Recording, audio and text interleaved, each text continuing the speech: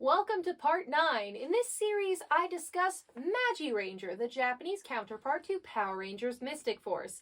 I'm sorry it took me 4 weeks to put up something I promised would be up in 2 weeks, but in the interim, I did have a surgery, though that's less of an excuse and more of a fun fact. So without any further ado, let's go talk about wizards now. With help from Hikaru, the wizards search for proof that their mother is still alive.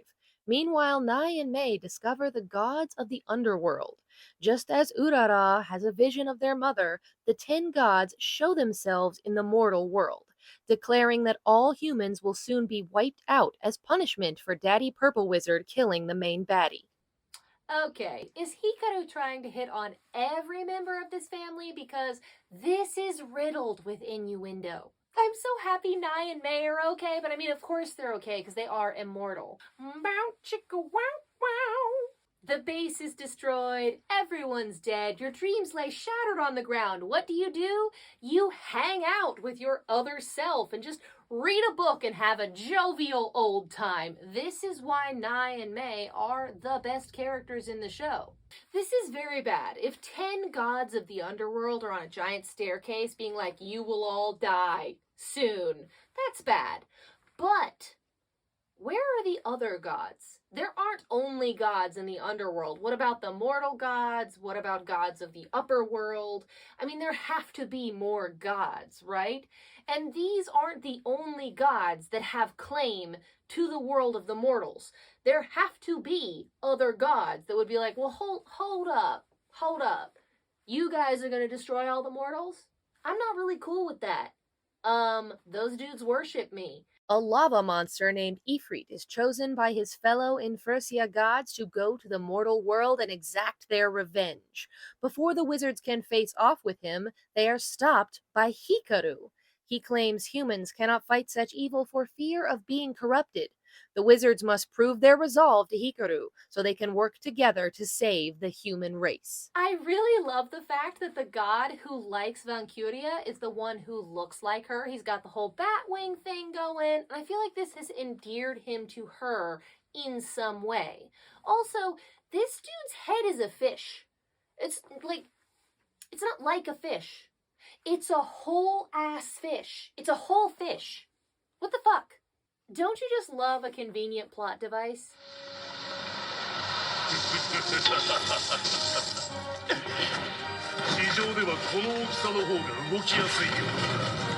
At some point along this journey, someone told me that I should keep an eye out for the incestual undertones in this show, and I have been going out of my mind since then trying to find them, and I haven't found anything. Nothing. Poof. Nothing. So unless their parents turn out to be cousins, it has to be Hikaru, right?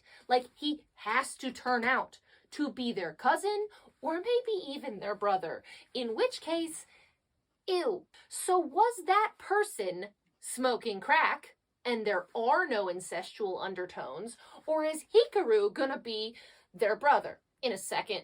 In which case, he's tried to hook up with at least 3 of them. I am tired of looking for it and waiting to see it. So is it gonna be there or is it not a thing? So the demon gods, if they set a rule for themselves, they have to adhere to it or they'll die. And that's awesome, like they have integrity and honor and what all. But here's the thing, no one said you had to set a rule. So just don't.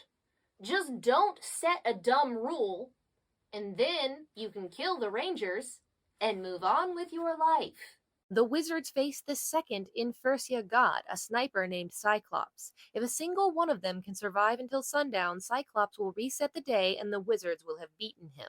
While under fire, Tsubasa and Makito argue over the responsibilities of the eldest son, Makito's unfulfilled dreams, and Tsubasa's competence as a guardian to his younger siblings. Why is the plant always getting the short end of the stick? And why is he letting her trim his leaves? He's crying. She's trimming them. She chops one off. She's like, I hope he doesn't notice. Like, who is calling children's services for this fucking plant? And Urara's fucking face here. She sees it and she's like, oh, I don't want to deal with that. She's so relieved when Kai shows up.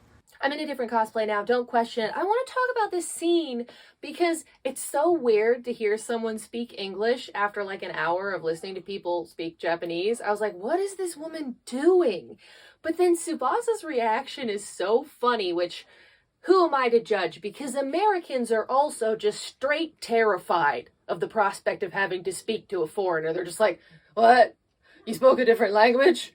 I don't understand that. But it's just really funny to see someone from another culture react the same way, because I typically think of Americans as being very pig-headed. And then Tsubasa's just like horrified. He's like, I don't speak English, get away. It's like she's just revealed that she's some sort of horrible monster, and he's like petrified like a deer in the headlights, like, no, stay away. Can you help me find this place? I can't speak English. He just killed like 1,000 people. I know the subtitles are garbage, but as a hero, I would love to run up to a villain and just yell, stop destroying the street. Okay, this dude looks really cool, but he's dumb as a rock. Again, you don't have to set a rule.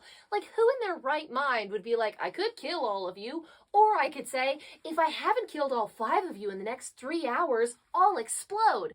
For a brief moment, I thought it was Tsubasa who read the word erase, and I was like, after being terrified of speaking English, you can read English, but then I think it's Makito. It's hard to tell with their helmets on. It's probably Makito who reads it. Like I said, this guy is dumb as a rock. He is fighting their swords with his sniper rifle. Like, that's not what that's for. Okay, I don't think Tsubasa's reaction here is that out of pocket or juvenile, because a bear getting into your house and attacking your siblings is so soap opera hardcore. Like, that shit does not happen. Did Makito just die? Still under a barrage of bullets from Cyclops, the wizards resolve to not give up hope. In Makito's absence, Tsubasa is the eldest son. He now feels responsible for keeping his siblings safe. He has a full-blown mental breakdown before receiving a pep talk from Kai. Together, Kai and Tsubasa save the day and their siblings. Tsubasa is completely losing his shit. While I absolutely love the heat vision, I do wonder why he didn't use it the first time they turned invisible. Has he developed heat vision in his sniper rifle in the last couple hours? Yes, a classic move, the leave me behind, I'm slowing you down. And then we get another amazing classic from Urara, where she jumps in front of someone to take a bullet. But the best part about both of these things is how much Tsubasa is having a total mental breakdown. Like, this is the complete mental breakdown of a human being.